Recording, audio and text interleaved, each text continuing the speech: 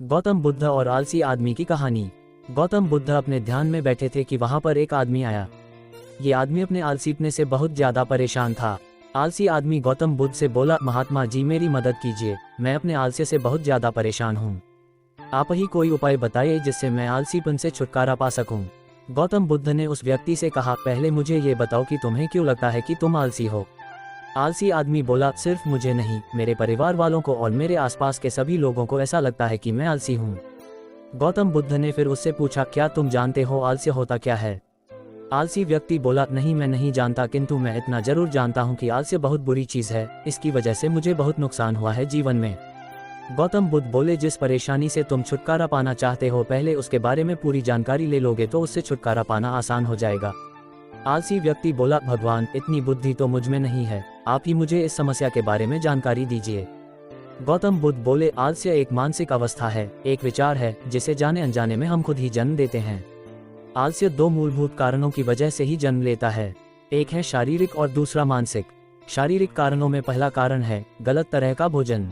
हम सभी जानते हैं कि हमारे शरीर को भोजन से ऊर्जा मिलती है और यह ऊर्जा सजीव चीजों से मिले तो अच्छी, यानी कि प्राकृतिक रूप से जो हमें भोजन की वस्तुएं प्राप्त होती है उनसे अगर यह ऊर्जा मिले तो हमारा शरीर इससे अच्छी ऊर्जा प्राप्त करता है। इससे उलट यदि हम निर्जीव वस्तुओं से ऊर्जा प्राप्त करते हैं तो ये हमें आलस्य की ओर लेकर जाती है।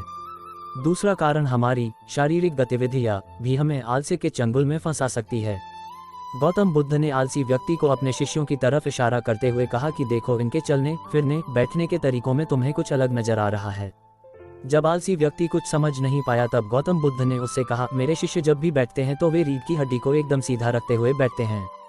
चलते हैं तो उनके दोनों पैरों के बीच अच्छे से संतुलन बना रहता है और जब वह सोते हैं तो उनका शरीर एकदम शिथिल रहता है। ऐसा करने से उन्हें रात्रि में एकदम सही तरीके से नींद आती है।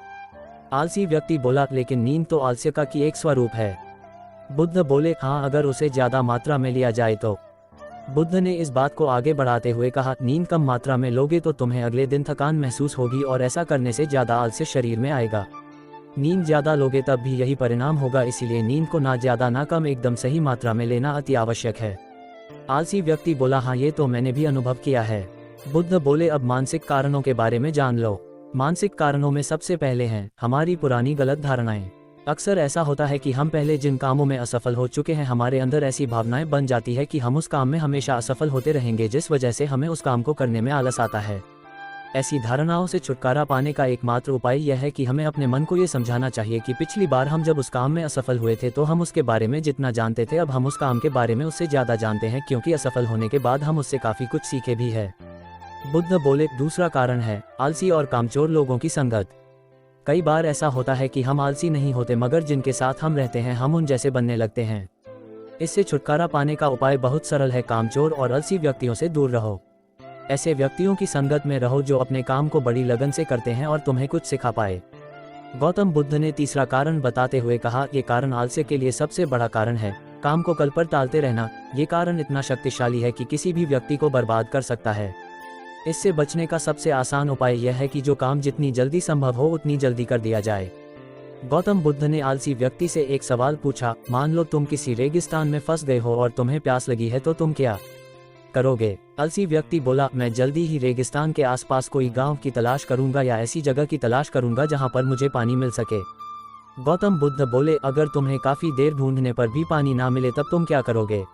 आलसी व्यक्ति बोला, मैं तब भी अपनी तलाश जारी रखूंगा, क्योंकि ऐसी परिस्थिति में मेरे पास कोई और दूसरा विकल्प तो होगा ही नहीं। गौतम बुद्ध बोले, बिल्कुल सही, और यही है मानसिक स्तर पर आलस्य का चौथा कारण, किसी भी निश्चित लक्ष्य का ना होना। ये भी आलस की ओर लेकर जाता है। अब सुनो पांचवें कारण के बारे में। गौतम बुद्ध बोले, सोचो कि तुम्हारे पास काफी सारे सोने के दागिने हैं जो तुम्हें एक जगह से दूसरी जगह लेकर जाना है। तुम चलते चलते थक जाते हो और किसी पेड़ के नीचे बैठ जाते हो और तभी तुम्हें दूर से तुम्हारी तरफ दौड़कर आ रहे डाकू दिखाई देते हैं। तो क्या तब भी तुम आलस करके वहीं बैठे रहोगे या ऐसी परिस्थिति में तुम वहां से उठकर दौड़ने लगोगे। आलसी व्यक्ति बोला, जी मुझे वहां से दौड़ना ही पड़ेगा, नहीं तो मेरी जान और सोने के दागिने दोनों खतरे में पड़ जाएंगे। बुद्ध बोले, यानी कि तुम्हारे पास एक ठोस वजह होगी दौड़ने के लिए। यही है आलस्य का पांचवा कारण, किसी भी काम के लिए ठोस वजह का ना होना। आलसी व्यक्ति महात्मा बुद्ध की बातों से संतुष्ट हुआ। वह बोला, महात्मा जी मैं अब आलस्य के बारे में सब कुछ जान चुका हूँ और अब मैं इन सभी कारणों पर काम करूंगा और अपने आलस्य को दूर भगा दूंगा। दोस्तों, आशा करता हूँ गौतम बुद्ध और आलसी व्यक्ति की कहानी आपको अच्छी लगी होगी और इसे पढ़ने के बाद अब आप कभी भी जीवन में आलस नहीं करेंगे।